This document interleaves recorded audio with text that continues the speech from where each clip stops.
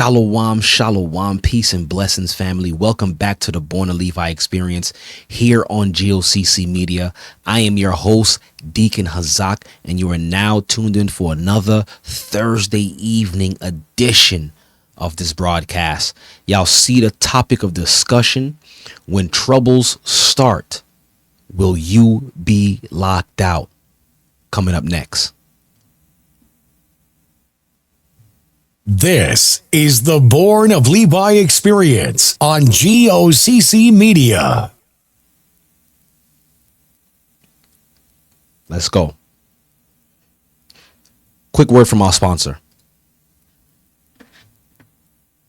Starting June 1st, it will begin a new installment of the Hebrew and Bible Academy. The full 12 weeks will be concentrating on the beginning and fall of Babylon, history, the understanding of the religious aspect of Babylon, as well as what? The theme from Babylon, Rome to America. In the Academy, this is what you can look forward to. New lessons, the secret war of Edom against Israelites. But one thing we've never delved into was bringing forth the history, showing all the contentions and war Edom had waged against Israelites even until our present time. The desolation of abomination, how to calculate time according to God, and I can't wait for this lesson, Armageddon. The final war in heaven.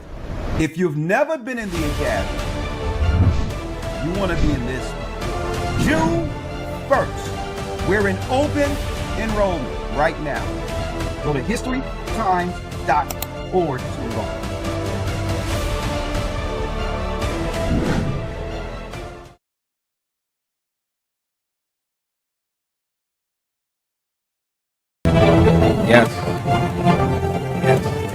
Yes, you guys heard it right.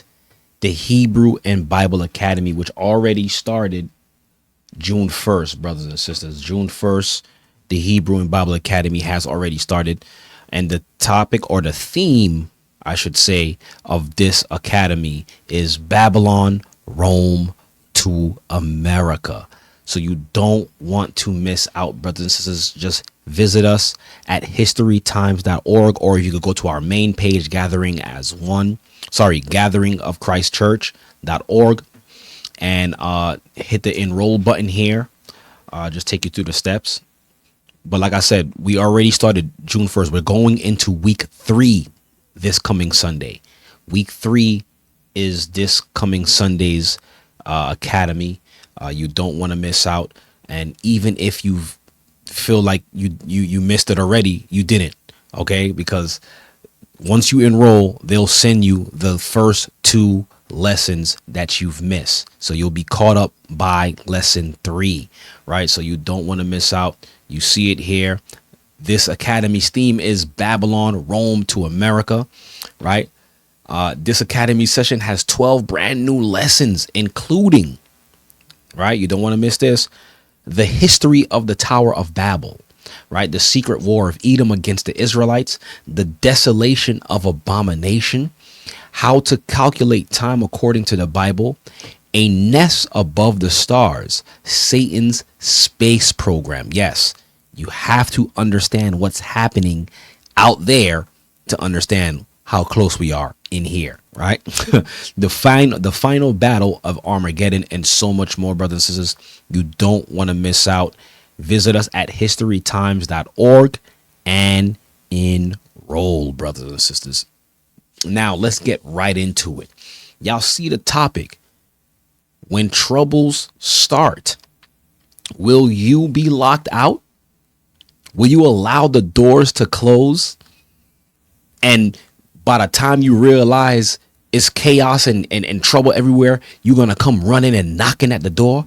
Will the door even open for you? We're going to have to find that out in today's discussion, right? But I want to start off first by, just expressing to everyone out there who's watching, everyone out there who's listening, right? Just to express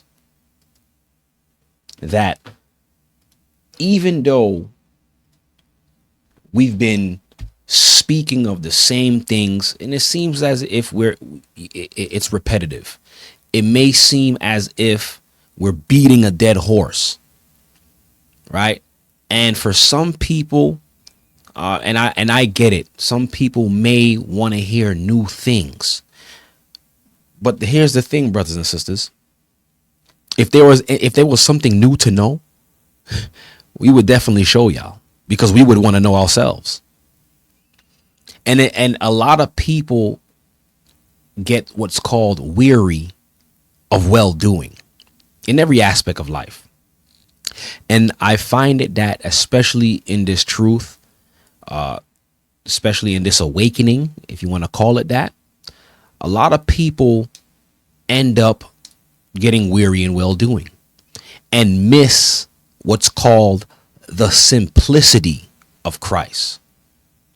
It's simple. It's not rocket science. Some people feel like we must always have a deep breakdown for something, or a deeper understanding to certain knowledge. Not saying that it's not possible to receive those things, but you can't try to be so deep to the point where you actually miss Christ. And that could happen.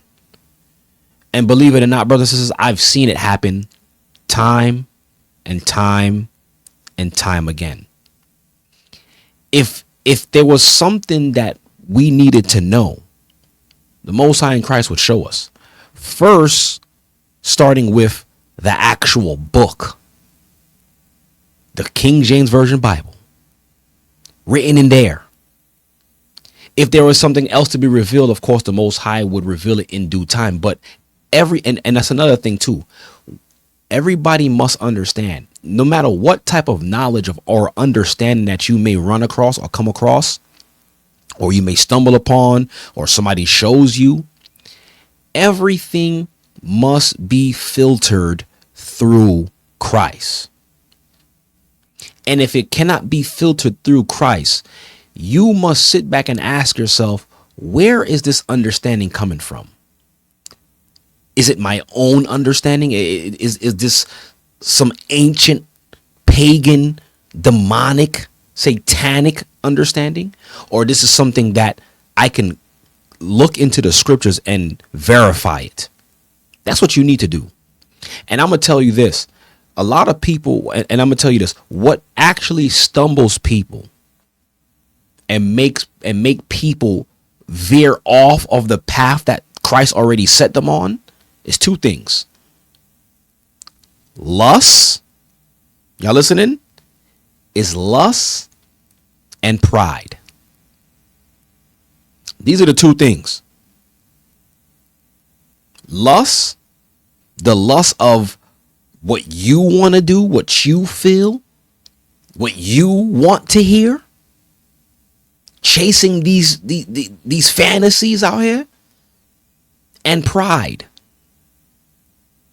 You get prideful as far as thinking that there's more to know, or the hands that's feeding you, they don't know as much as what you thought they knew. It's pride.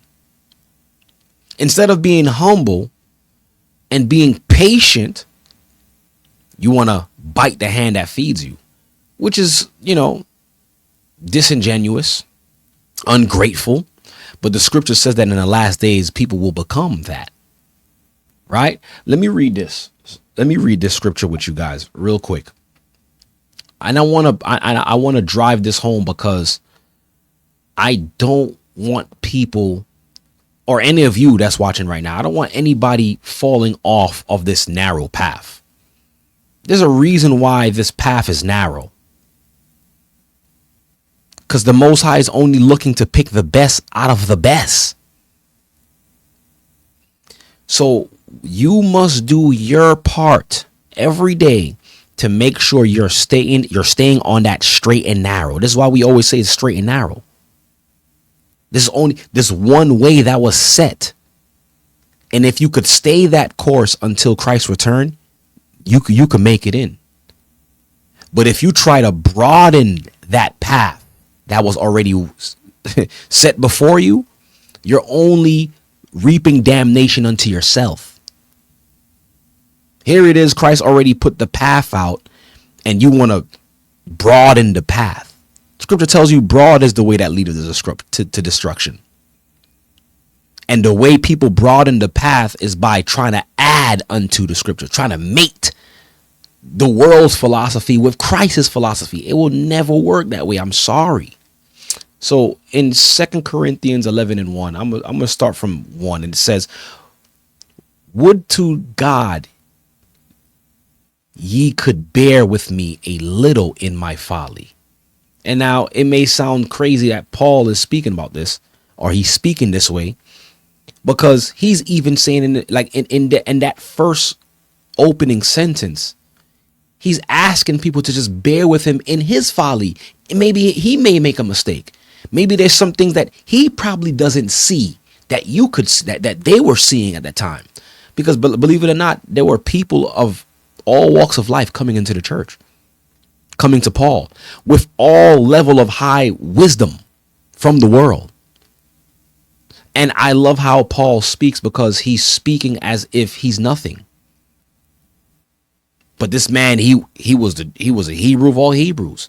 He was a master at the law, but he would abase himself for the gospel's sake. He said, would to God ye could bear with me a little in my folly, and indeed bear with me, because I'm a man.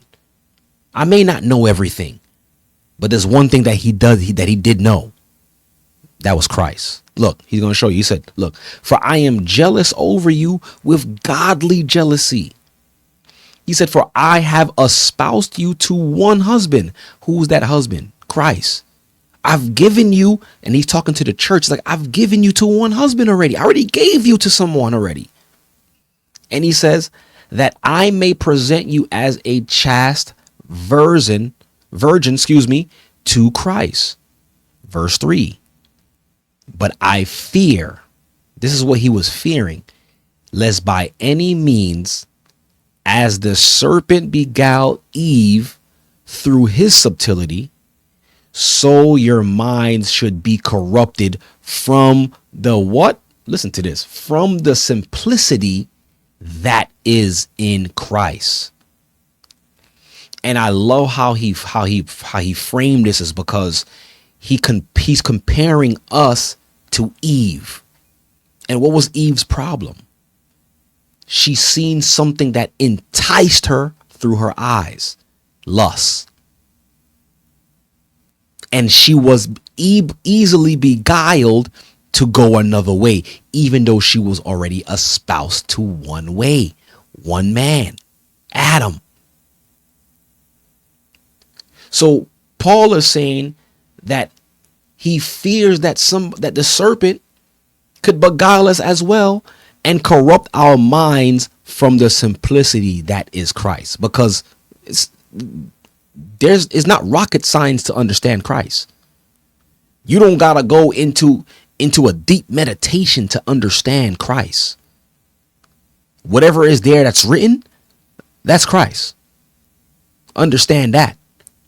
But when you start to mate Christ with other Eastern philosophies and all of this madness of the world, this is where you're going to trip yourself up.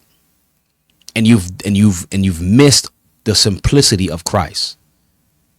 Now you're making that narrow path broader. You're doing that. And he says, verse 4, he says, "For if he that cometh preacheth another Yeshua, right, whom we have not preached, or if ye have received another spirit which ye have not received, or another gospel which ye have not accepted, ye might well bear with him." So now he's saying, if someone was to come and preach another gospel or show you another Christ, try to show you another way, he was like, well, yo, don't accept that. You have not been taught this Christ. You have not been taught this way of life. You're broadening the path that's already been laid out for you.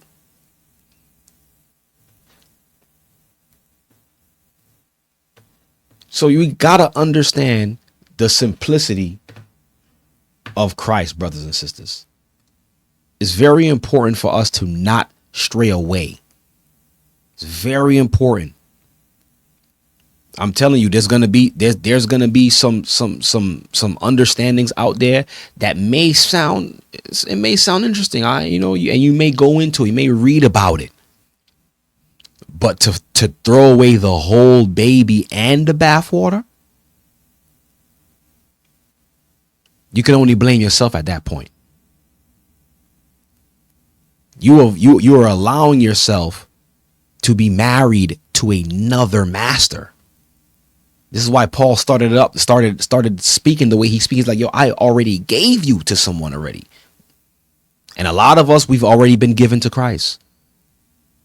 We have made that decision. We have went into the water, been baptized for the remission of our sins, sealed by his blood, for us to be like, nah, I'm good off this. I think there's another way. And I'm telling you, we see it happen. Most of you seen it happen. But I'm here to tell you, don't give up hope. Don't stop following Christ.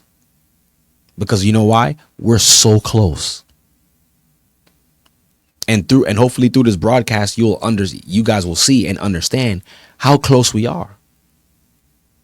And this is why I'm saying, this is why, I titled this topic the way I did. When you see the troubles, when the troubles start to arise, will you be locked out? Because why? Some of you may turn back. Some of you may be like, this is too hard. I was better off. I was better off in the world. Some of you may give up hope. Some of you may feel frightened or be afraid because of all of the troubles that we're going to start seeing and make you give up. But I'm here to tell you, don't give up hope. Don't stop fighting the good fight. And what's crazy is that's what the enemy wants to see. They're going to continue throwing things our way. They're going to continue frustrating us. They're going to continue to put pitfalls and stumbling blocks in front of us. Because they want to see you fail. And if you give in to that, you've made their day. They high-fiving each other. Look. He say, look. This brother said he was following Christ. This sister said she not going back. So this is why I'm here to tell you today, don't give up hope. We're this close. Literally this close. So I really wanted to say that to begin, just to give the listeners, those of you guys who are listening, some inspiration. Because trust me, y'all not the only ones fighting. Y'all not by yourselves fighting. I'm fighting too. We all fighting. As long as we in the flesh, as long as we're still in the flesh, we're gonna fight. But it's basically how badly you want it. How badly you want it. How badly you want to succeed. Do you want to win or do you want to lose with this world? And I always say this, to be in this walk, you gotta be you gotta be competitive. You gotta have a competitive mindset. You gotta have a competitive spirit. You can't let little things stop you or take you off your game, throw you off your game. You gotta be competitive. You gotta have the will to win. You gotta know, you gotta keep the hope, understanding like, yo, if I endure, I'm gonna receive all this. Think about that, right? So,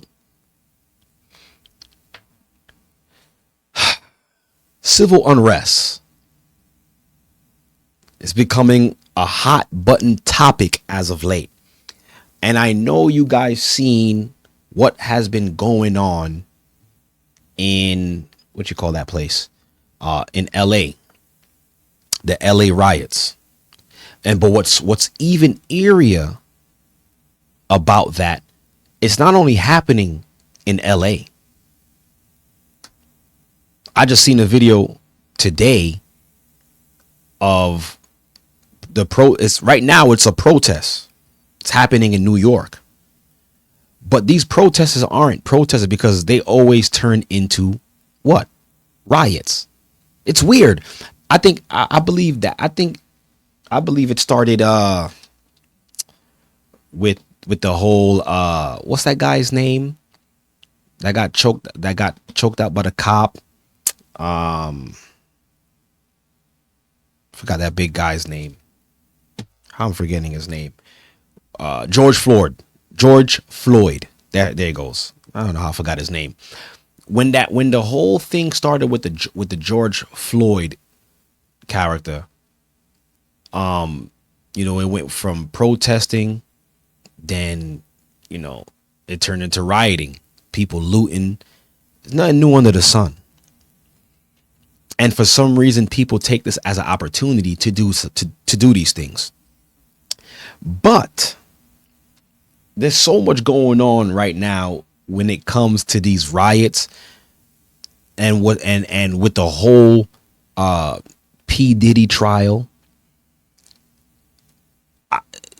When you look at these things, how it's happening, it's like a big diversion for a greater scheme, for a greater thing.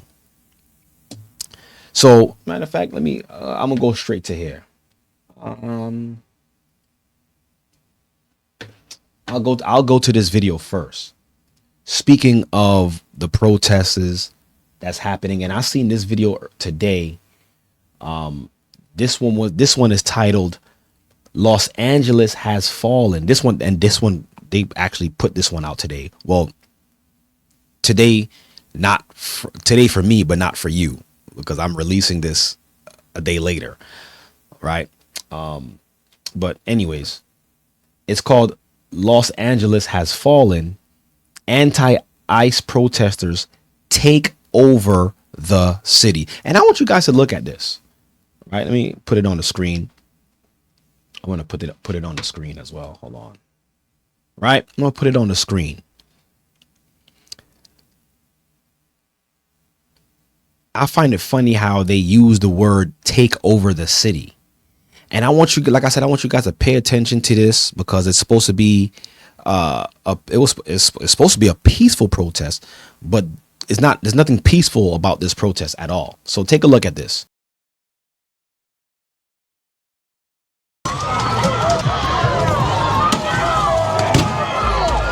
This is our city, and this was Mexico.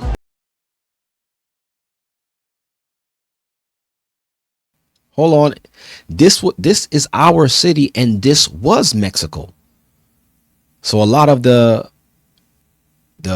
indigenous or the Mexicans, which I believe at one point were indigenous to the land of Los Angeles or California, a lot of the newer, I would say, the more younger crowd, they are starting to understand and realize that at one point they're indigenous to this land, that they used to own Mexico. They used to own Los Angeles. So, You can't kick us out of the land that was ours. LA has erupted over the past few days as ICE officials came in and carried out a few raids. The past few days have been wild here on the streets of LA. Cars have been burnt, intersections have been taken over. Local and state officials are not happy with what's going on with the federal government. The footage you're about to see is absolutely insane. The police are coming through right now. Speak no more and get into the video. Everyone's out here protesting right now. ICE came through here down at LA. The streets are erupting here. Let's see what's going on.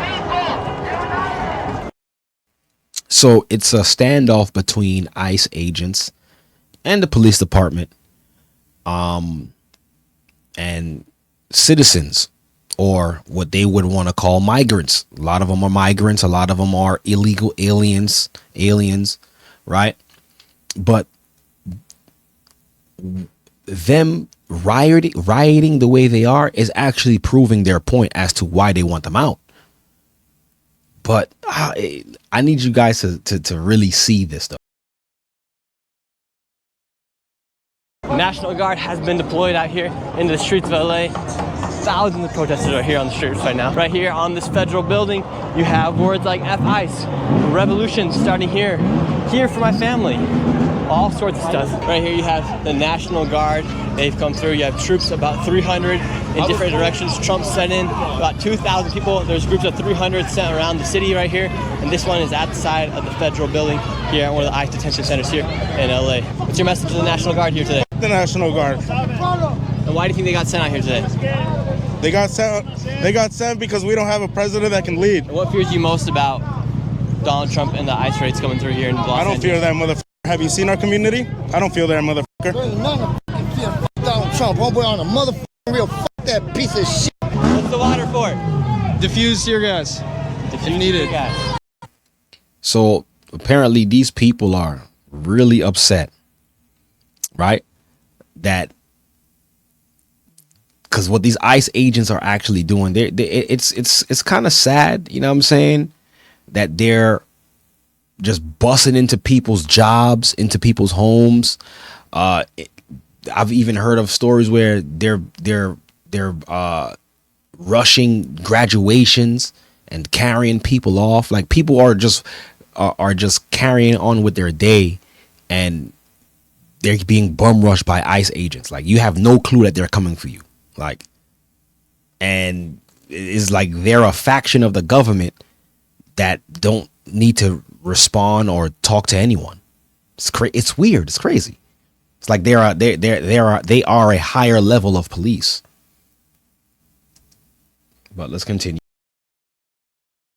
Yeah, if you throw a canister in one of these, it should diffuse it enough, or at least stop the chemical reaction.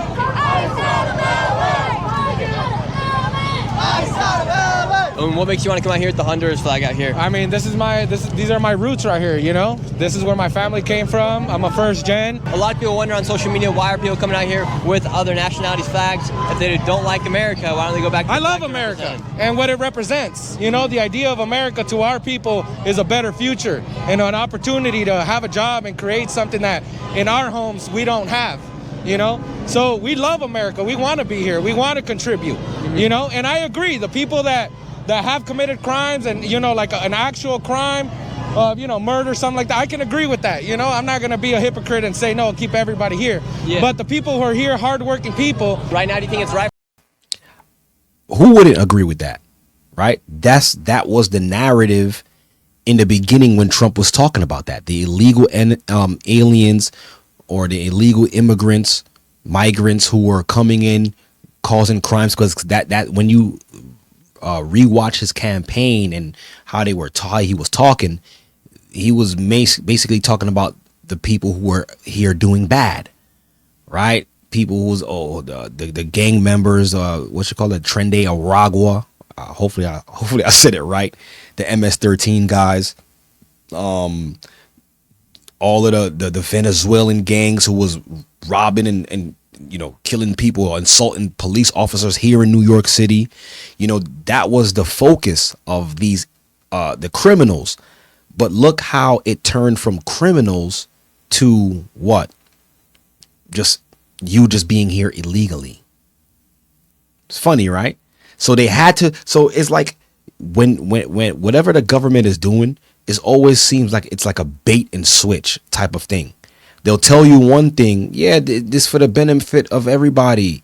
But when they actually start doing it, hold on, you didn't say they were supposed to affect me. You said it was them. So why am I getting affected? But that's what they do. They'll use a boogeyman character, but then the aim would be everybody outside of that boogeyman. That's what they do. They do it all the time. And look, and we're gonna show you through this too, because as a matter of fact, let me play the rest of this video. I ain't gonna play too much of it, but let me play some of it. For them to go after the most dangerous people like they say they're doing? I mean, I don't see nobody here has attacked them. And they initiated all of this. We're peacefully protesting. They're the ones that come out with riot shields. They come out with billy clubs and all kinds of shit. I don't know who's the aggressor here, but it ain't us. You! I can't wait to know you! Take off your badge, big boy! Take off your badge! Coward! Get that shit in my fucking face! Okay. That guy's yelling at the ICE officials. So these people are really, really upset. Hold on, let me see. These people are really, really, really upset. Right? Like I could imagine how these people feel watching your family and friends being taken. Hold on, was there something else? I'll play this right here.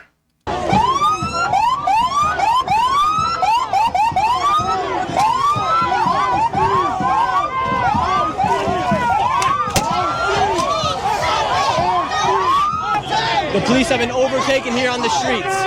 There's about 10 of them now here on the streets, and over 1,000 protesters are throwing waters at the police. Now the police are about to shoot.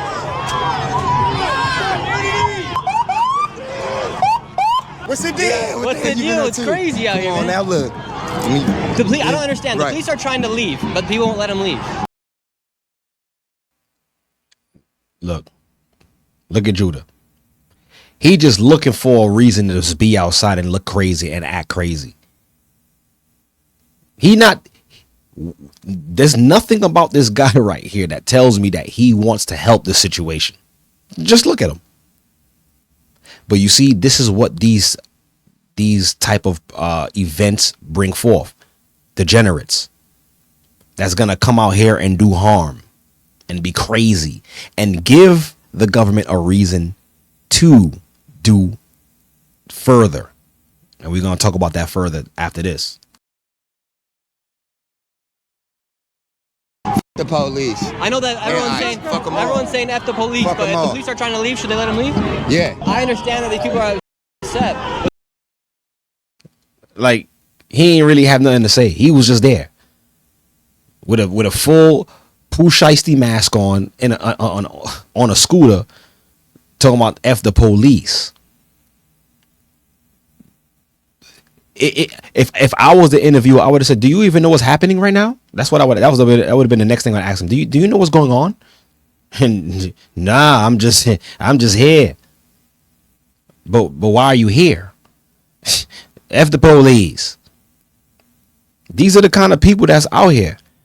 Matter of fact, I'm gonna come back to this. This is the reason why they need these type of things to happen. Because why? Look at this. Military, and this is NBC News. This is mainstream media.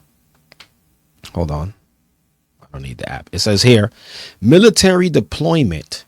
Matter of fact, it says military deployment in LA puts Trump's authority to use troops at home in the spotlight. It says so far the military is protecting federal property and functions, but Trump potentially has the power to expand its role under the Insurrection Act. Matter of fact, and I want to also look up what is the Insurrection Act. And we're gonna do that live together. Right? But let's think about this, brothers and sisters.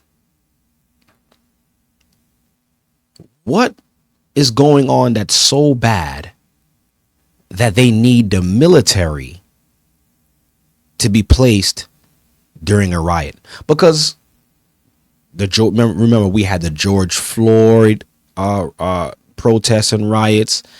What was that sister name? Sandra Bland protests and riots. Trayvon Martin.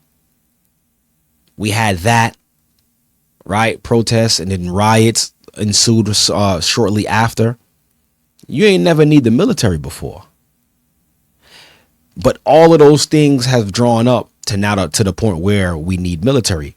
But I don't think this is as crazy, but they're going to use this situation for what it is to be able to implement what they really want to implement. Remember, like I said, they'll use a boogeyman and be like, yeah, we're doing this because of this right here. And then once they get that out the way, they coming at everybody now. Like, yo, I thought y'all only wanted to go get them. Why are you getting us now? And even think about like this, from 9/11, the world has never been the same since 9/11. Certain laws went on the books that is never going to go away. Even through in 2020, through the whole COVID thing, there are certain things that went on the books that's never going away. So they'll use one event to implement certain laws and certain new restrictions that never go away. That's how it works, right? So let me see this.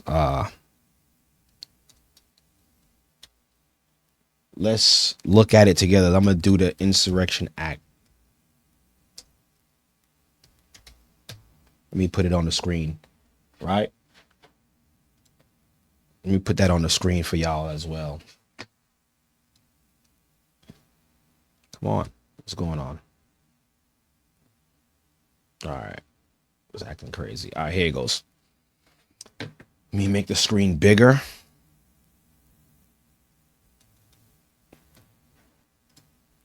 So the Insurrection Act, right? So it says the Insurrection Act is a federal law, specifically Title 10 of the U.S. Code Section 331-335, that grants the president the authority to use the U.S. military to suppress insurrections, domestic violence, or other unlawful actions that impede the execution of federal laws. It essentially allows the president to deploy troops to restore order when state authorities are unable or willing to do so. And if you guys have been noticing that President Trump has been seen and heard publicly bashing the LA mayor. What's his name? DeSantis? I don't remember his name. Is some name. Forgot his name. But saying that he's incompetent, that he does not know what he's doing, saying that he's refusing to control the situation, right? The cops can't handle it, so they have to bring in the troops, right? As we seen. Hold on. Let me make this bigger. As we seen here. One second. As we seen here. Where are you? I'm sorry. Give me 1 second. As we seen here, right? So these riots now, it was supposed to be a peaceful protest, which is turning into a riot now. Right now, we need troops, military boots on ground. But like I said, remember, it always be one thing, but it's really something else, right? Let me show you. I've even seen this as well too. So I'm just trying to put the pieces together, right? I've seen. Matter of fact, I should play that video too. I'm gonna try to play it. Let's see if I can find out. Play a little bit of it, where there was this brother who was, and shout out to the people who was sending me stuff. People sending me these clips, sending me a lot of this information to report on. But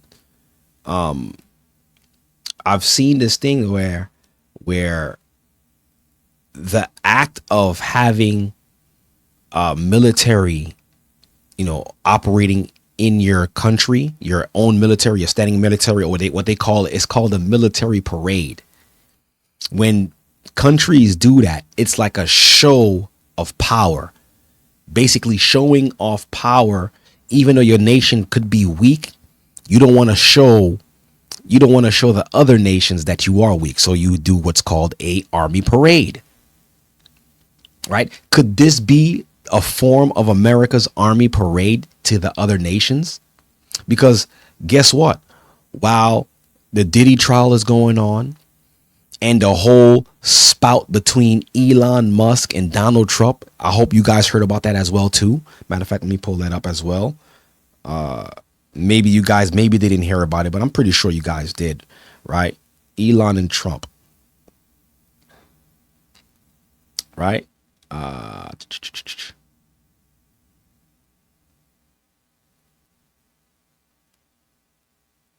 Wait, oh wow, I didn't even notice this. Hold on. All right, hold on. This is crazy. I didn't even know about this until just now. All right. So basically, what was happening between Elon Musk and Donald Trump was that, they had a big public disagreement, right? And remember, I showed videos on this channel where he was in the Oval Office, never seen that before in my life. An unelected person has become have become an elected official. He's unelected, right? He's just there in the Oval Office and basically like the right-hand man to the president. They basically went head to head because Trump's New Deal, he don't like Trump's New Deal because essentially the part of Trump's new bill, I should say, what's part of it is actually taking funding from EVs, the whole EV initiative that was placed under Biden and them, right? So he was upset about that. So they're going back and forth. But now take a look at this. And this was 11 hours ago. This news came out today. Take a look at this. I didn't even know about this. So remember, like I said, that took the headlines of every news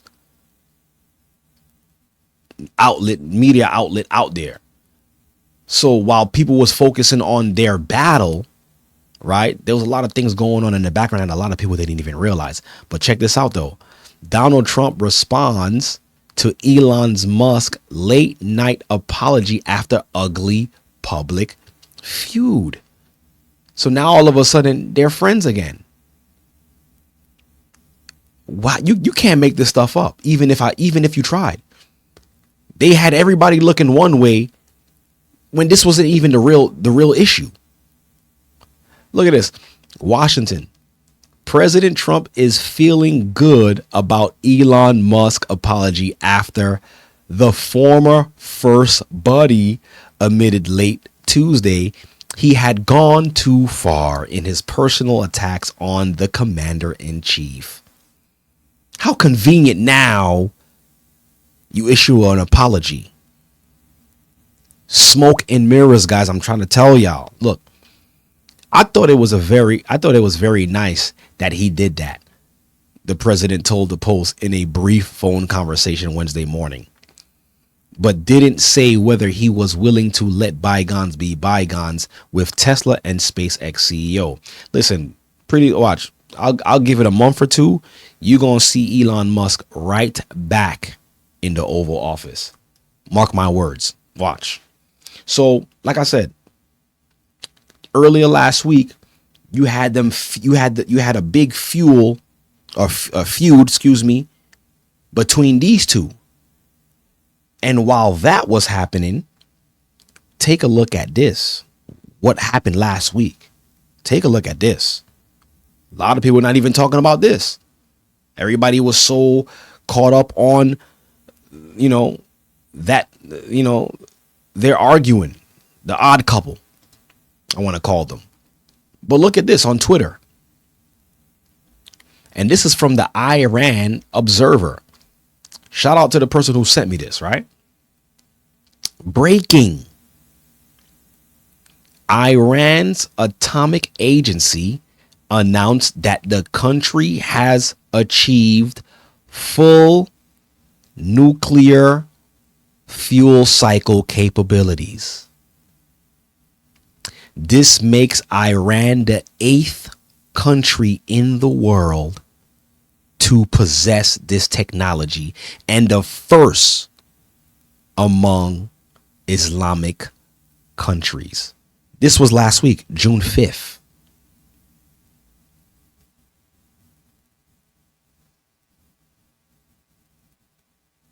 This was last week. And who was arguing last week? What made the headlines last week? Donald Trump and Elon Musk. No one was even paying attention to this.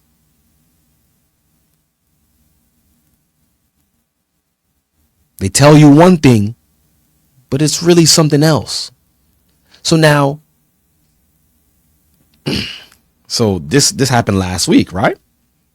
While everybody was focusing on Elon Musk and Donald Trump's public argument, and miraculously he gives an apology this week. He gives an apology, and everything's all good. We're friends again, right? So keep that in mind, right? Matter of fact, no. I gotta show y'all this. This is gonna connect right here. So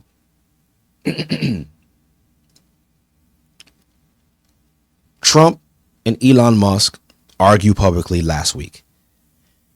Makes headlines on every major news outlet. In the same breath, last week, Iran reaches full nuclear capabilities.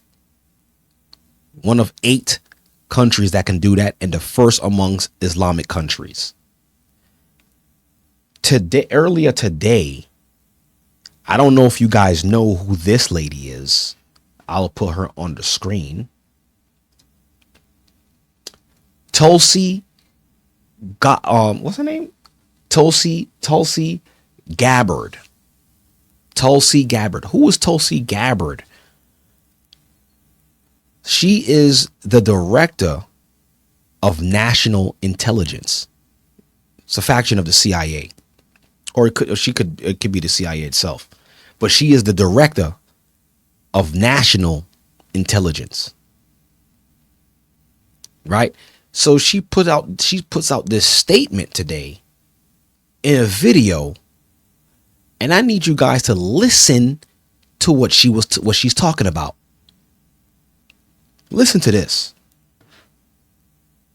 Let's play this. Fair use as well too. Fair to the use. I recently visited Hiroshima in Japan and stood at the epicenter of a city that remains scarred by the unimaginable horror caused by a single nuclear bomb dropped in 1945, 80 years ago. What's she talking about? Y'all remember Hiroshima and Nagasaki? The towns that got bombed or got a nuclear device dropped on them. Who dropped it on them? Wasn't it the United States of America? I may forget.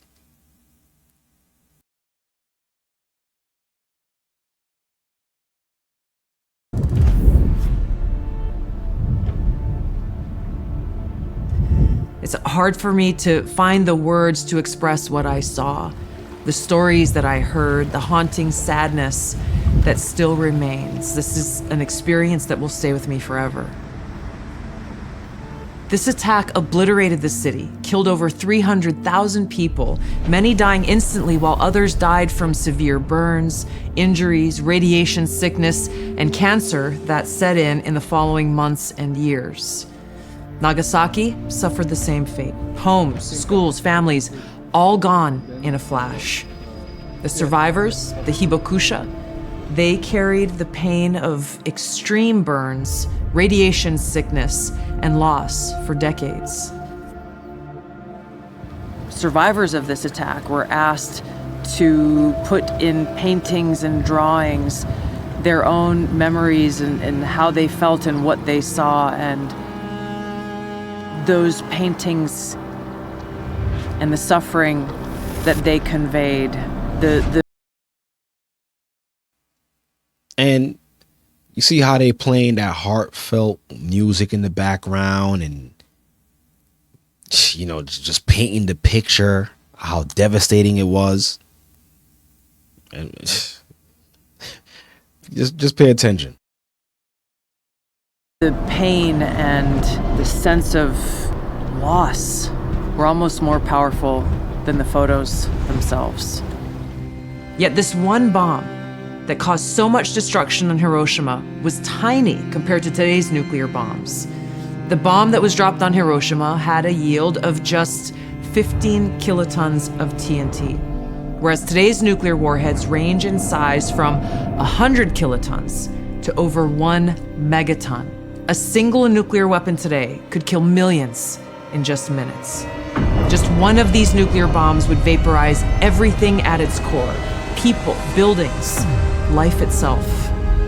The shockwave would crush structures miles away, killing and maiming countless people. And then comes the fallout. Radioactive poison spreading through the air, water, and soil, condemning survivors to agonizing deaths or lifelong suffering. A nuclear winter could follow, with smoke and ash completely blocking the sun, plunging the world into darkness and cold, killing crops and starving billions.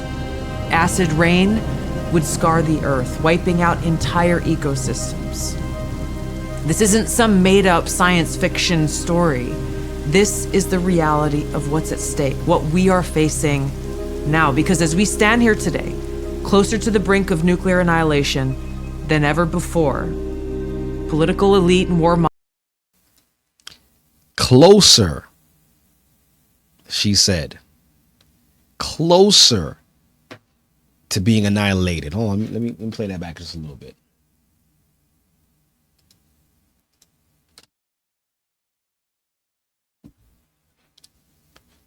On the brink of nuclear. Let me play that back. Let me play that back one more time. Let her say it. Of what's at stake, what we are facing now. Because as we stand here today, closer to the brink of nuclear annihilation than ever before, political elite and warmongers are closer to the brink of nuclear annihilation than ever before. Than ever before. Closer than ever before. And I find it so funny or so weird that she issues this statement today. But this happened last week. So if you didn't know this, you wouldn't even know what she's talking about. All right, but let's continue. Let's continue. are carelessly fomenting fear and tensions between nuclear powers. Perhaps it's because they are confident that they will have access to nuclear shelters for themselves and for their families that regular people won't have access to. So it's up to us, the people, to speak up and demand an end to this madness. We must reject this path to nuclear war and work toward a world where no one has to live in fear of a nuclear holocaust.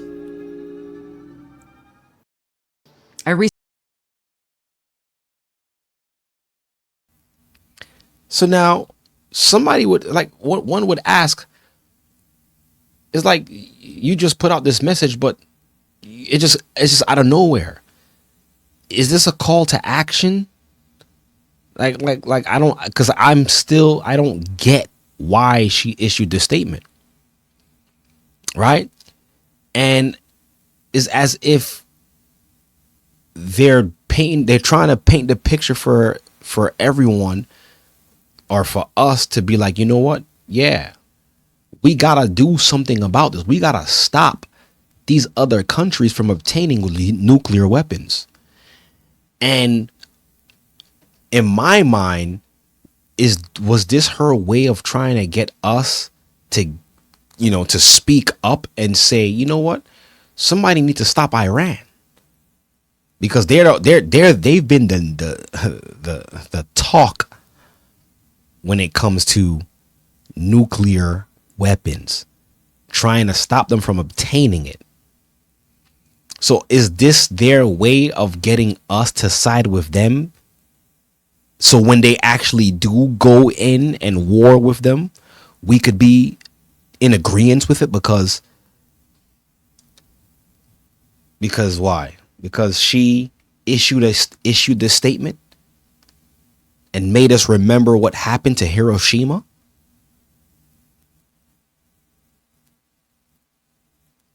It's just ironic and very right on time for this message. Right on time for this message, right after they have already acquired it. But they got the whole world, right? They got the whole world focusing on this right now. Hold on. They got the whole world focusing on this. Let's take a look at this. Huh? Let's take a look at this. They got the world focusing on this right now. California rioters just ransacked the Apple Store. What's this about?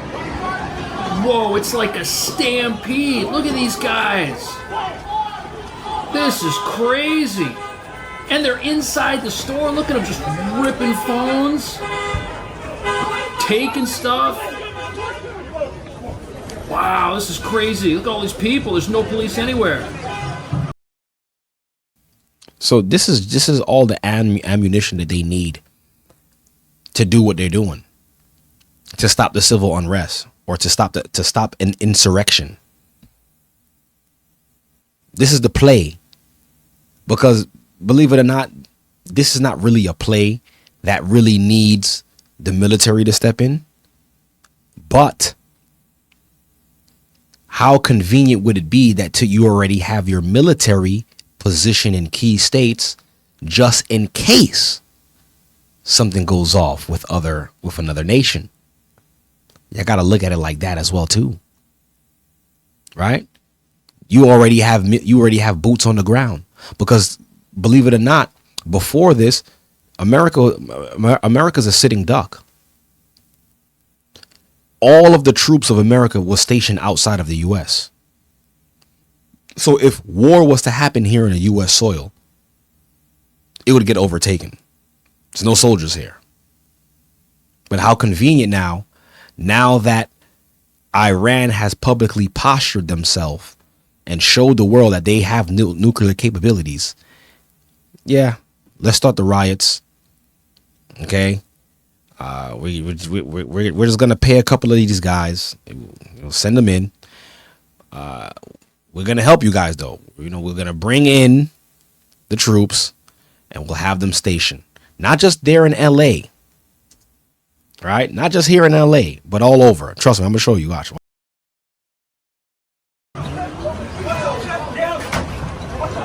They are just ransacking this place, clearing it out. Oh, you hear the police? Are they gonna run? They're leaving. Everyone's got something in their hands. Oh, there they go. One police car showing up. That's all it took. There they go. Look, there's still people inside the store. This is a massive Apple store. Look, these guys, they still want to go get something. Oh my goodness, what mayhem. There's graffiti all over the place. Windows are broken. This is crazy. Oh, look, are they trying to get out through the window? Are they trapped inside? They might be. People are blowing stuff up. This is crazy. But sadly, the Apple Store isn't the only business that got ransacked and now has to close. Look at this. Here these guys are. You can see them running out of the back door of the Apple Store as the police show up. And now look where they go. CVS. This is awful. Look at everyone's wearing a mask. Everyone's covered up. Can't tell who anybody is. Nobody's going to get arrested. The local police aren't going to be able to do anything about this. They could show up. Oh, I think that was something from a protester. We'll see. That was crazy. Now they're running. What's going to happen? What's going to happen? They're all bolting separate directions.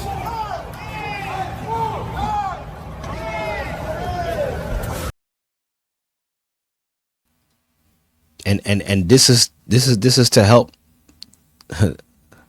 fight against ICE. This is supposed to help the illegal aliens get their rights back. How, like, I'm still trying to understand, how does a protest for rights turn out to this?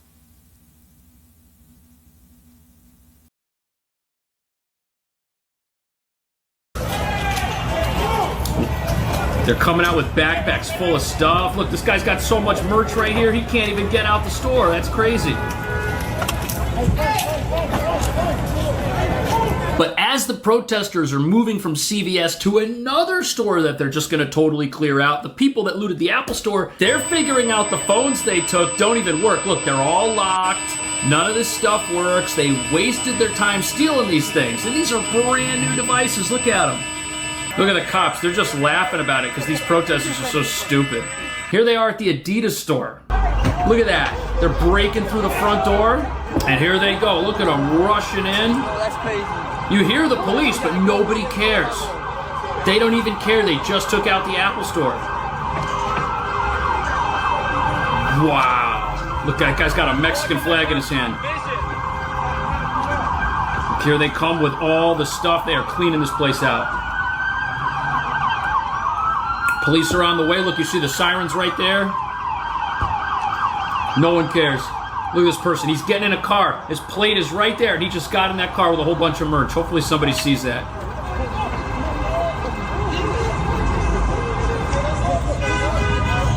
This is crazy.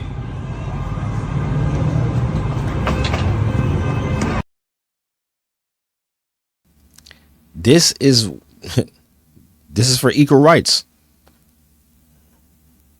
They doing this because they don't want the Mexicans to be deported. This is why this is happening. They don't want nobody to be deported. So you know what? We gotta steal. We gotta destroy our own community, steal, and hopefully, you know, that'll fix the problem.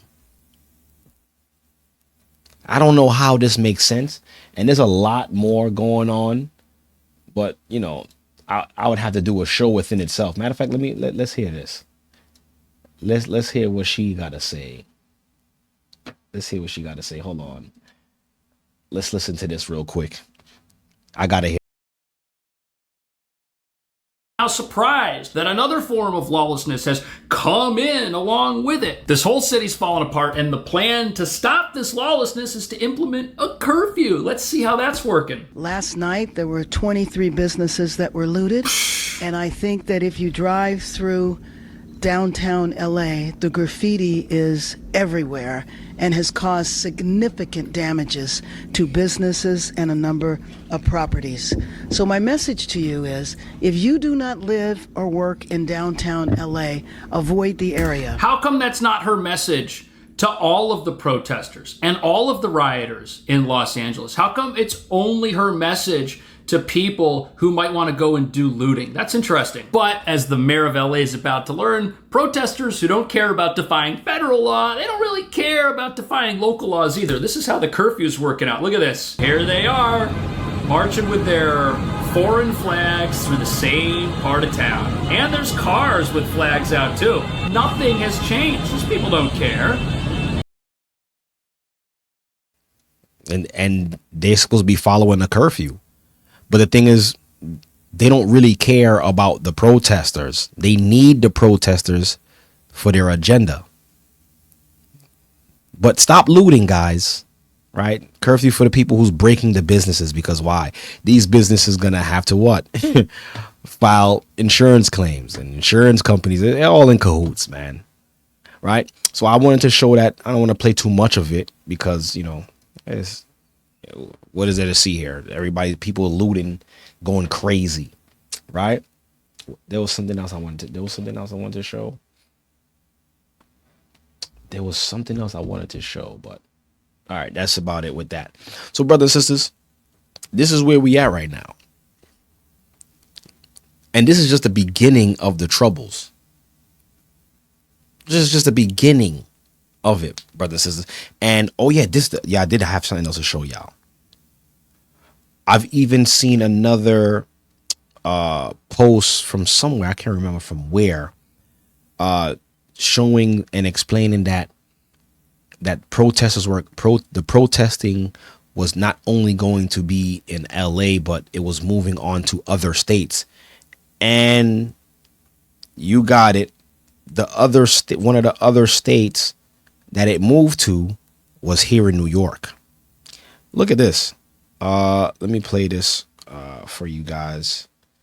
Let me play this for you guys. I actually seen this video today. So let me give it some volume. Sorry. Side in New York City. These protests are happening all over the country. Right here in New York, there's just a very big one downtown, rolling from the west side to the east side in New York City. Check it out. Look at this. So as of right now in New York, it's just protesting for now. And this happened earlier today. Is it going to turn to a riot? I believe so, because they need boots on the ground. They need the boots on the ground.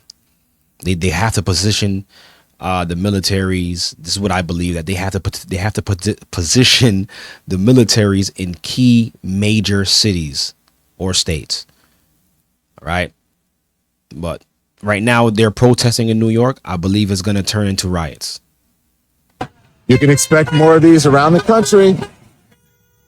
These protests are happening all over the country. Right here in New York, there's just a very big one downtown, rolling from the west side to the east side in New York City. Check it out. Like, my thing is, like, who's orchestrating these things? Like, who's coming together and like, you know what, we're going to set this up here and there, and who's doing it? Y'all got to think about, y'all got to ask yourselves that too. That's another thing you have to ask. Don't just follow along. Who's behind it? You can expect more of these around the country. These protests are happening all over the country. Right all here over in New York, there's just a very big one downtown, rolling from the west side to the east side in New York City. Check it out.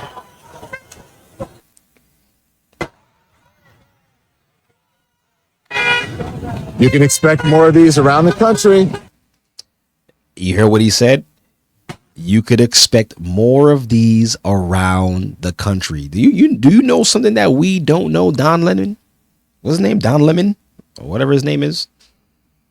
Do you know something that we don't know? And I do believe there's going to be more of these around the city, because it's a bait and switch. And they have to set up what they need to set up. Right? Give me 1 second. Let me go here. Now we're gonna do some reading a little bit. I'm gonna go to second address, and I want to pull this up because we at that time. And when I say that this place is done, right?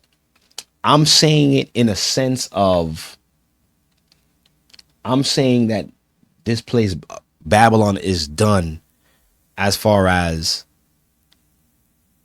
don't put your hopes in this place. Like, there's nothing to really like look forward to here in this place. The best you can do is to do things to help your family, your friends, to protect your family and protect your friends, feed your family, right? Feed your friends. But as far as looking at this place as home or retirement and all of this frivolous things that they sell us as a dream when we enter the workforce, it's done. Am I saying that? Am I saying what I'm saying as far as that it's done for everyone not to do anything? Nah. You still work. You still do what you have to do. Still go to school. Still do the things that you need to do as far as necessity to sustain or to build moving forward. But it's done as far as putting your hope in this place. Because it would not be wise for me to tell anyone, don't do anything. Sit still and just wait for the walls to fall down on you. It wouldn't be wise for anyone to operate in that type of spirit when there's things that still need to be done. You could work towards the safety of your family right now, putting things in place right now. But you can't do that just sitting still. You can't do that just by watching the news and hoping and praying for everything to just collapse. It doesn't make any sense. You still have to actively work and do something. Understand that this is happening all around you, but your plan is for you and your family. Right? So I'm going here. I'm in the book of 2nd Esdras, chapter 15, verse 1. And I want to read some of these prophecies. And we got to understand that these are prophecies, meaning a future word. Okay? And I'm going to break it down. So it says 2nd Esdras 15:1. It says, behold, speak thou in the ears of my people the words of prophecy. And that my people there is not just talking to Israel. It's talking to those who have accepted Christ, to the Jew first and also to the Gentile. It says, behold, speak thou in the ears of my people the words of prophecy, something that will come to pass. Oh yeah, it will come to pass. Okay. Which I will put in thy mouth, saith the Lord. It reads, and cause them to be written in paper, for they are faithful and true. Meaning these words that I'm about to tell you, Esdras, write them down, because what I'm telling you is a true thing and it's going to happen. Fear not the imaginations against thee. Let not the incredulity of them trouble thee that speak against thee. For all the unfaithful, see that word right there?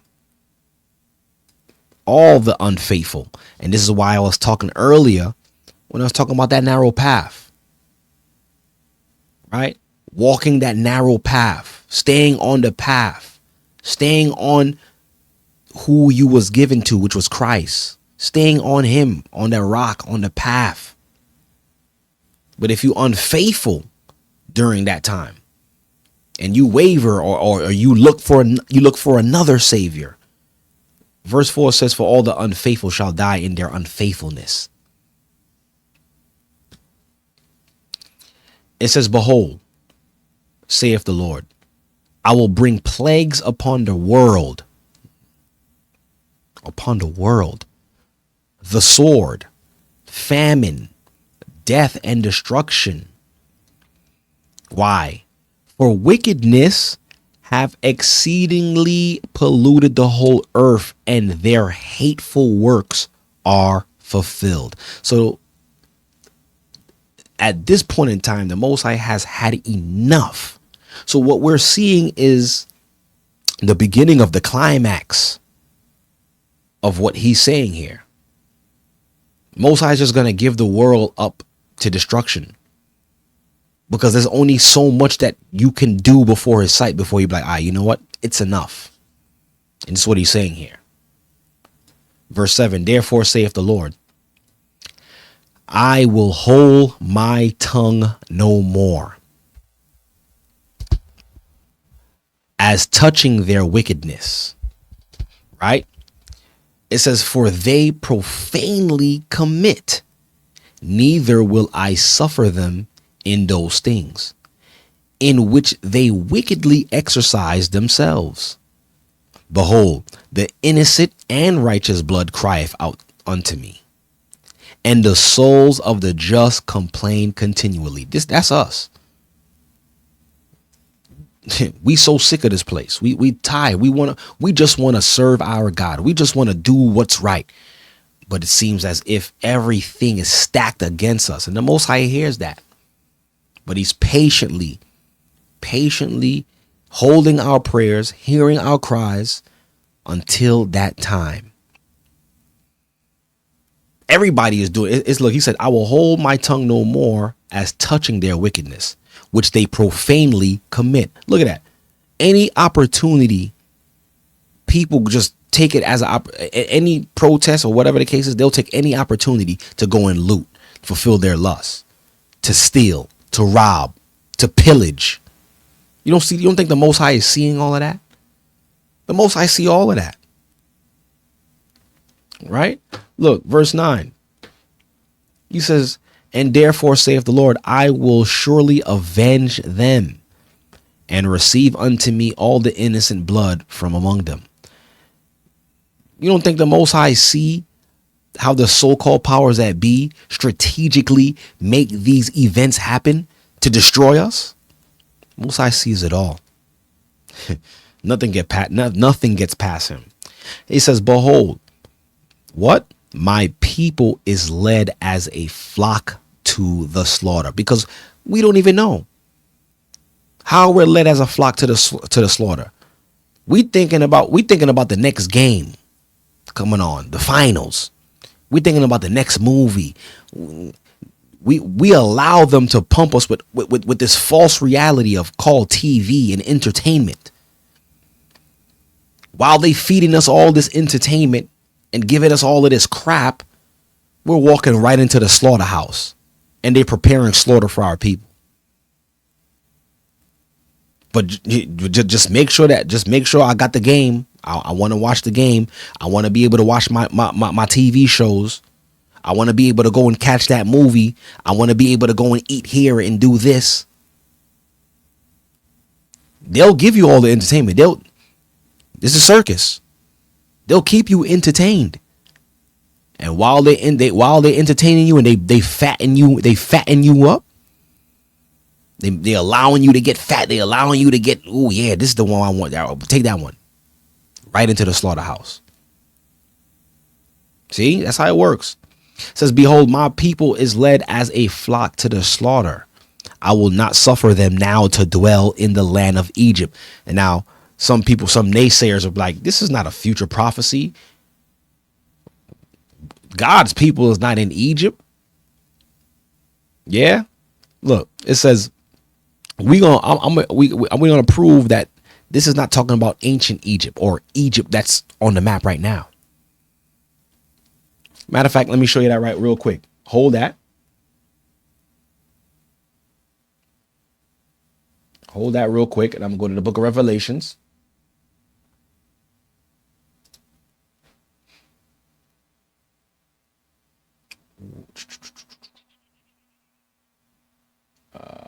One second.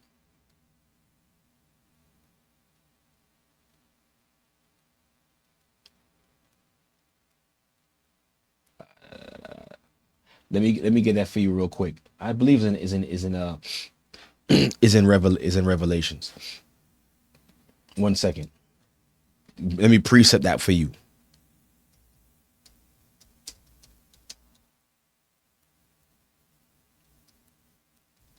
Let me precept that for you.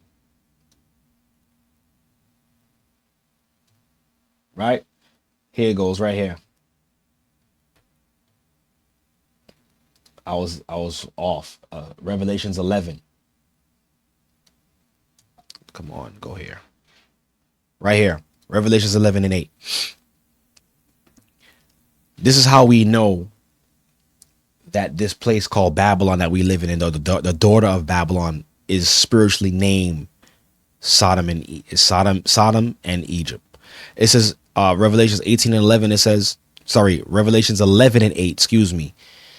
And their dead bodies shall lie in the street of that great city, which spiritually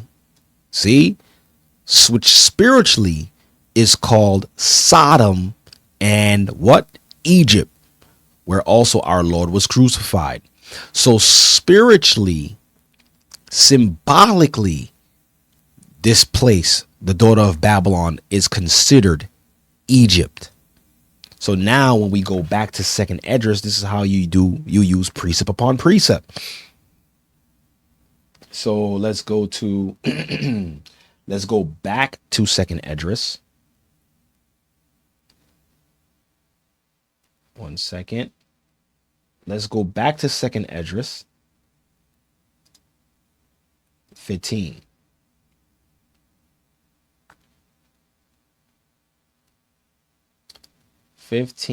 And 10, where it says, behold, my people is led as a flock to the slaughter.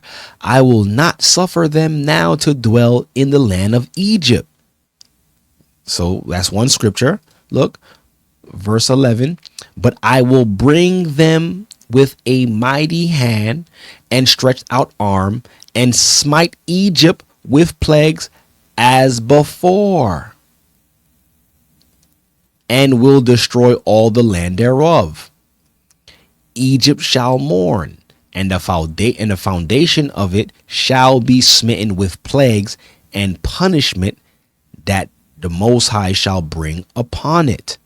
So we understand that the Most High is not talking about where physical Egypt is, but spiritual Egypt and Sodom, this place, right? And he says here, because we understand that's true, because we're reading a future prophecy. Okay, let me continue. They that till the ground shall mourn, for their seed shall fail through the blasting and hail, and with a fearful constellation. And we just seen that video of that warning of the nuclear plague or bomb that Iran just obtained. It says, woe to the world and them that dwell therein. Right? For what? For the sword and their destruction draweth nigh. And one people shall stand up and fight against another, and swords in their hands. So these riots that we're seeing and these so-called peaceful protests, these are mini glimpses of what's actually to come.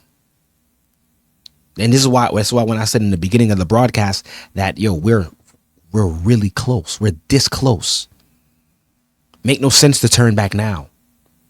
So you got to keep in mind. It says, and there shall be sedition amongst men. You know what sedition means? Huh? Betrayals amongst men. They'll be plotting against each other and invading one another. And they shall not regard their kings nor princes. That's what these riots are showing. Every other sentence was what? F Donald Trump. I hate this place. We don't care about this. F the police. And they shall not regard their kings nor princes, their government officials, your politicians. Okay, they are the princes. And the course of their actions shall stand in their power. And this is coming right here too, verse 17. A man shall desire to go into a city and shall not be able. They just spoke about the curfews. They're trying to lock this whole thing down. It's coming. For because of their pride, the cities shall be troubled. And we seen it just now with what's happening in LA right now. What's the pride? We indigenous to this land. This is our land. How dare they come here and tell us what to do with our land? For because of their pride, the cities shall be troubled. We can't. This is what we're seeing here. The houses shall be destroyed, and men shall be afraid. A man shall have no pity upon his neighbor, but shall destroy their houses with the sword and spoil their goods because of the lack of bread and the great tribulation. So I'm telling you, this is what's happening. It's being stirred up. Look, behold, saith the Most High, I will call together all the what? Kings of the earth to reverence me, which are from the rising of the sun, from the south, from the east, and Lebanus, to turn themselves one against another and repay the things that they have done to them. And that them is us. So that World War III culminating, happening that we see here. Iran is building nuclear weapons. This lady just made a PSA to remind us of what happens with nuclear war and all of that. They're coming together to war. Like as they do yet this day unto my chosen, so will I do also, and recompense in their bosom. Thus saith the Most High. My right hand. Now this is what I need you guys to hear right here. My right hand shall not spare the sinners. Listen clearly to that. My right hand shall not spare the sinners, and my sword shall not cease over them that shed innocent blood on the earth. So the Most High is not slack on his judgment. So if you out there sinning, you out there looting, you out there robbing, you out there causing mischief, Most High's right hand will not spare you. You think you have enough time. You think you could just go back in the world and come back real quick. It don't work like that. Once your mind has been open to what the Most High wants you to do, you now have an obligation to fulfill that. And if you don't, you fall in the same line as a sinner. All right, let me drop that real quick, and I'm gonna just read this last one. And I have to read this because this is why I titled this and asked the question, will you be locked out? Because we see what's happening in the world. We see what's happening in our very cities.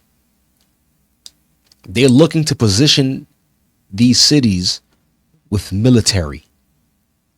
They want the people to riot.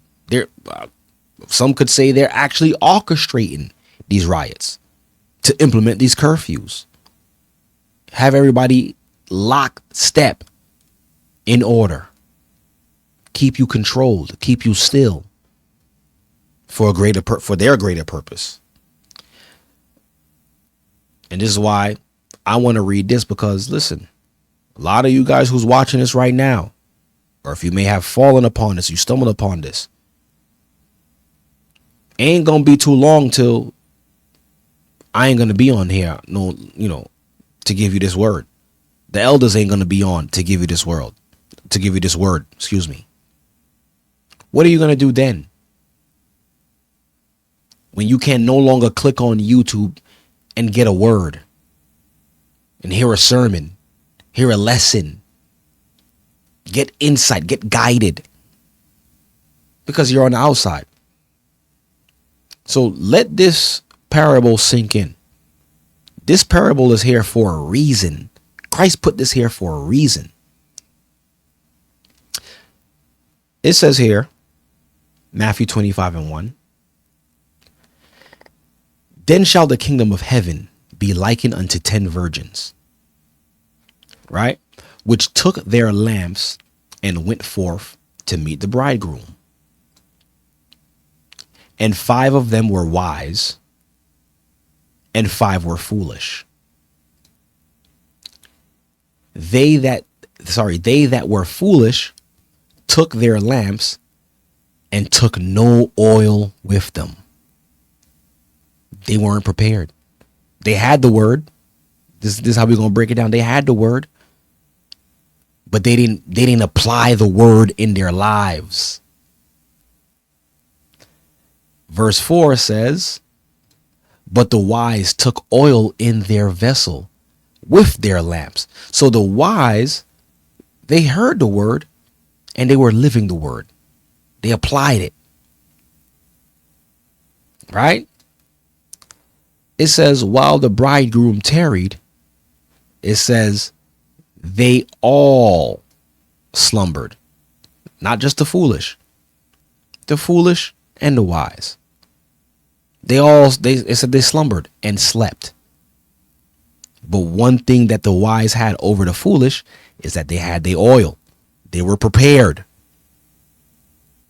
Yeah, they slept, but they wasn't at Shabbat. They were congregating. They came in. They got baptized for the remission of their sins. They didn't just hear the word. I'm like, I'm going to get to it one day. They didn't get the word and be like, I'll just catch the elders online today. 2 or 3 years go by, 4, 5, 6, 8 years go by. Yeah, I'll just catch them online. When you could have just probably, for some of you, just a train ride away. Is in the same city you live in. I'll just catch the elders online. You live in the city. Verse 6. And at midnight there was a cry made. Behold, the bridegroom cometh. Go ye out to meet him. Then all those virgins arose and trimmed their lamps. And the foolish said to the wise, give us of your oil, for our lamps are gone out. We didn't factor this part of life in. We didn't know he was coming right now. But the wise answered, saying, not so, lest there be not enough for us and you. But go ye rather to them that sell and buy for yourselves. And while they went to buy, the bridegroom came. And they that were ready went in with him to the marriage, and the door was shut. Afterwards came also the other virgins, saying, Lord, Lord, open to us. I finally made my choice. I finally decided that I want to come serve you. I finally feel ready to be a part of this, work. But he answered and said, verily I say unto you, I know you not. Watch, therefore, for ye know neither the day nor the hour wherein the Son of Man cometh. And that's crystal clear. I don't even have to break down that part. Watch and pray. Watch ye therefore, because none of us know the day or the hour that he's going to return.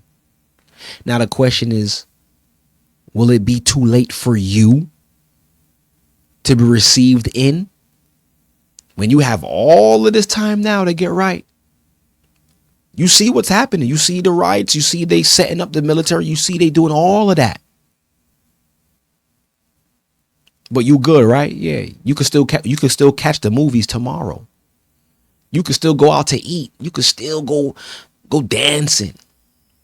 You could still stand in line and get those new Jordans. You could buy that new car, focus on your degree. Yeah. You can still do those things. Yeah. But have you prepared anything for your soul?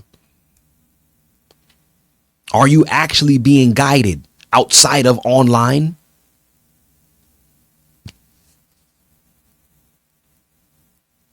And that's the question that I want to leave you with, for those of you guys who haven't made that choice. And what's crazy is a lot of you guys don't need to see the riots or whatever the case is. You can feel it. You can feel that something is not right. You can feel that something is off. You know it. Because we all went through it.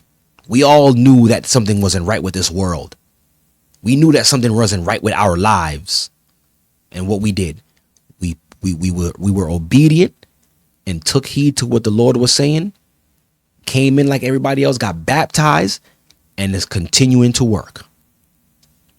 What's stopping you? What's holding you back? What in this world is stopping you?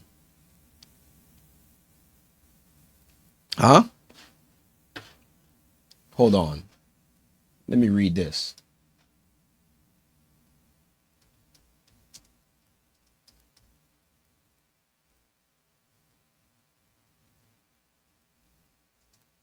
Let me read this last scripture. Let me read this last scripture for you.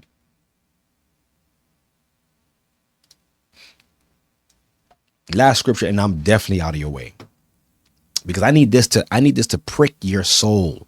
I need you to understand the seriousness of what we're talking about here. So in Matthew 24, matter of fact, I'm gonna start at verse 20. Start at verse 24. Matthew 16, verse 24.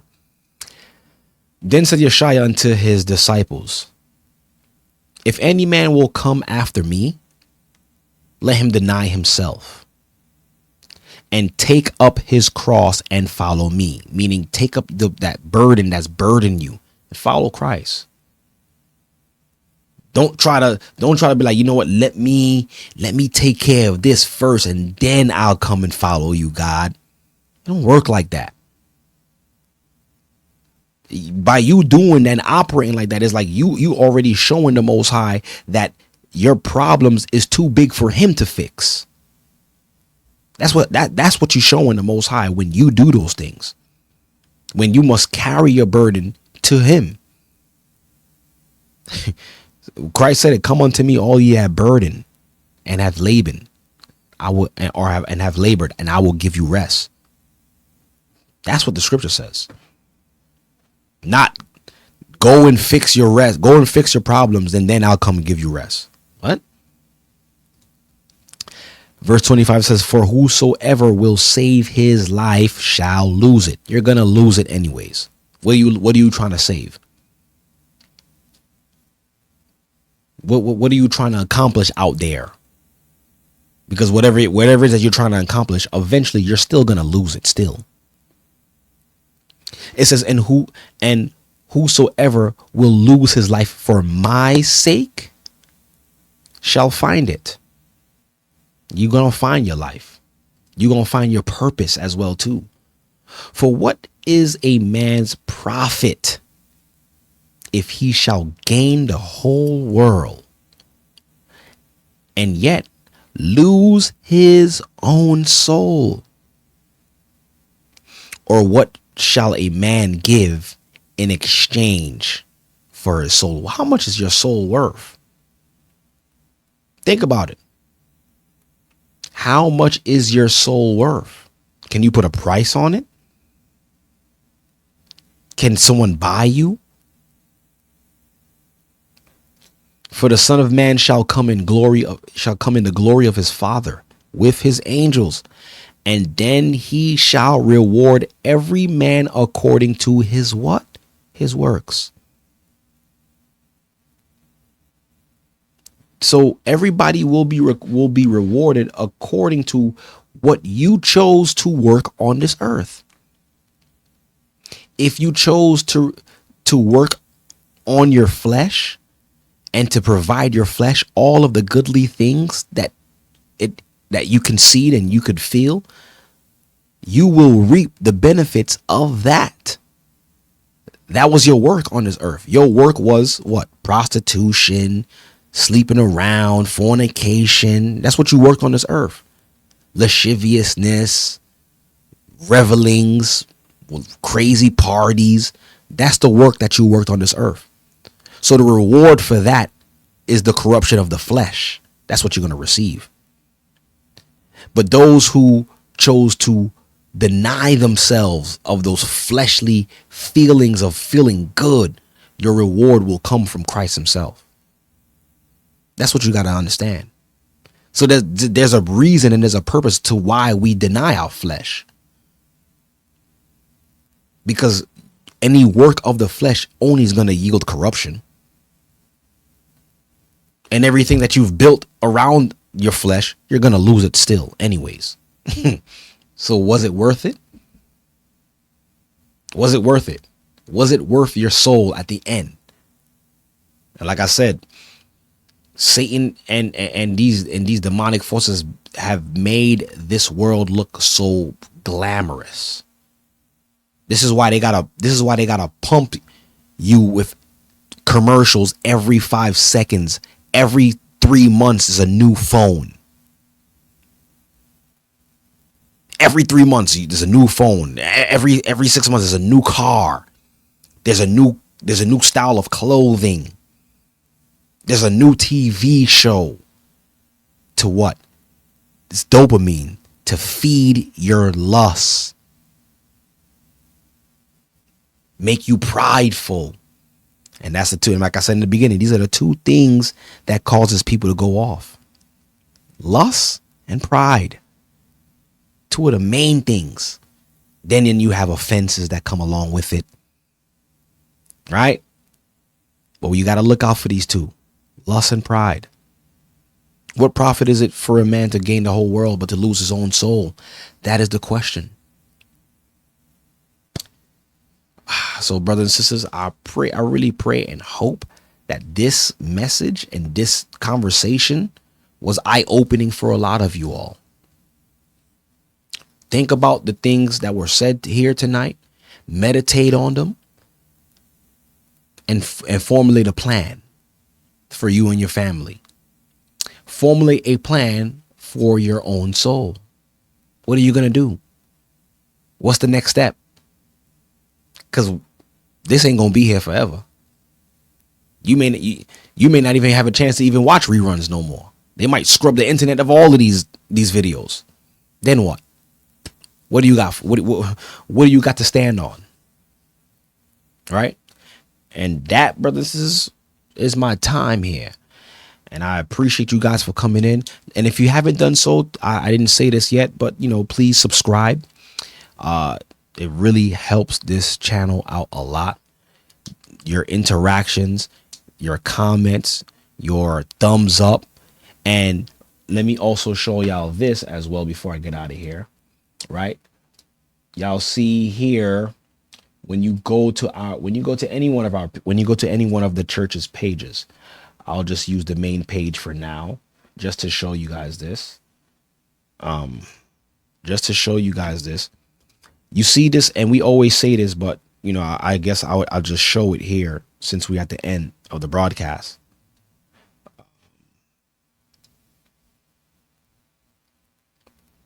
Let me get this out the way. You see this bell right here? You have to hit this bell, not just hit the subscribe, but this bell. You have to click on it. Once you subscribe, you must click on it and hit all. Hit all. And once you do that, this tells YouTube to notify you when we're on live. Okay? This notifies YouTube. So do that on the A Gathering page, and also do that on the I don't know why my bell's not on this one as well. Right? On the G.O.C.C. media page. Right? So all the interactions with the channel or with YouTube counts, okay? Because we're dealing with robotics, we're dealing with AI, and all you're doing is when you interact with the software that way, when you hit the thumbs up, when you hit the bell, when you send messages as well too, this tells the machine that's learning your preferences what to suggest you, and not only what to suggest you. Once it sees that you interact with it and a lot of people's interacting with it, it's going to refer our videos to other people. And this is how you can help spread this gospel through the four corners. That's how it works, right? So I just wanted to say that real quick and share it with you all, just in case you guys are not tech savvy. But you know, each one teach one, right? So that's my time. This was the Born of Levi experience here on G.O.C.C. Media. Once again, I'm your host, Deacon Hazak. I'm your host, your brother, your servant, all of that. All right. Thank you guys for coming in and tuning in. Share this particular broadcast, and I'll catch you all on the next one. Shalom. Peace out. Are you tired of reading the Bible and not really understanding what it means? Yo, you know you're reading the book upside down? I need a teacher. I got the perfect solution for you. The Hebrew and Bible Academy got you all covered. There, you'll learn the original Hebrew language with Elder Lawya, groundbreaking news from around the world with Elder Shapat, and all new up-to-date lessons, including ancient history with Elder Rawchaa. Visit us at historytimes.org and enroll there. The Hebrew and Bible Academy. You're invited.